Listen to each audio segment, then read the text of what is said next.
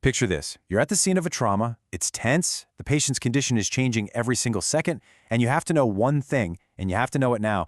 How bad is it, really? Well, today we're going to zero in on the one critical sign that separates a body that's coping from a body that's failing. So what is that one definitive clue? Let's dig in and figure it out. Okay, so here's our scenario, and it comes straight from our source material.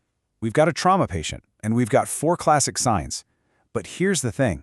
3 of them are warnings, and 1 is a full-blown crisis alert. So which one tells you that the patient has crossed that dangerous line into decompensated shock? Let's break it down. You know, the key to solving this puzzle is understanding that not all alarms mean the same thing. The body has this amazing ability to compensate for injury, right? But those defenses, they have a limit. We need to figure out which sign tells us we've finally hit that limit. So let's look at those first 3 options, okay? The pale, cool skin, that rapid pulse, the fast breathing.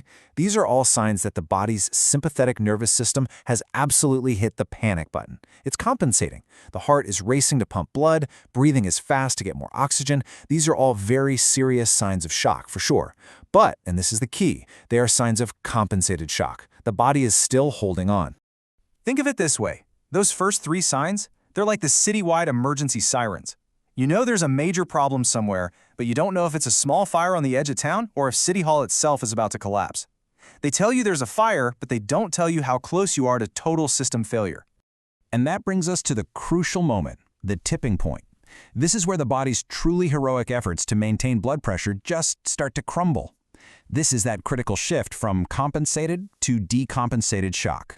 And here it is, the clinical definition. Decompensated shock is all about one thing. Failure. Specifically, the failure to maintain blood pressure. You know, the body's been fighting, it's been tightening blood vessels, pumping the heart faster, but it's losing the battle. And the pressure, it starts to drop. And this is the magic number.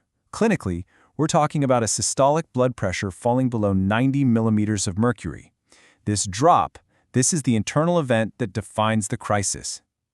But here's the thing, you can't always get a blood pressure reading in the field, right? So how can you see this catastrophic internal drop just by looking at the patient? This is where we connect the dots, because there is one external sign that is a direct, reliable result of that internal pressure drop, a sign you can find with nothing more than your fingertips. Okay, so here's exactly what happens step by step. First, that systolic blood pressure just tanks. Then, in a last-ditch effort to survive, the body makes a brutal choice. It decides to sacrifice the periphery to save the core.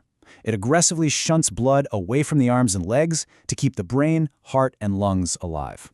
And when that blood flow to the arm gets cut off, the pressure in the radial artery at the wrist plummets, and the pulse, poof, it simply vanishes. You know, here's another way to picture it. Imagine the body is a city, and the vital organs, the heart, the lungs, the brain, they're the hospitals. The arms and legs, they're the suburbs. When the power grid starts to fail, when that blood pressure drops, the body cuts all the power to the streetlights in the suburbs just to make sure the life support machines in the hospitals keep running. An absent radial pulse, that's your sign that the suburbs have gone dark. And our source material confirms this, loud and clear.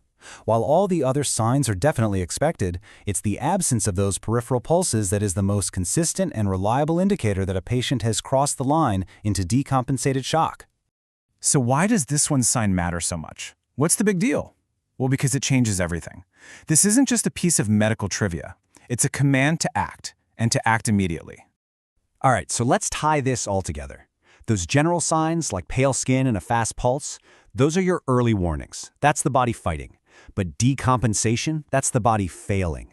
It's a catastrophic drop in blood pressure, and the most reliable way to see that on the outside is an absent radial pulse.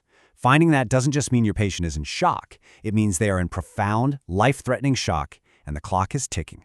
Fast.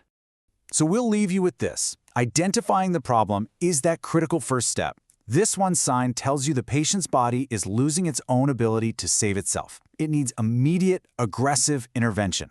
Knowing the sign is power. The real question is, what do you do with that power?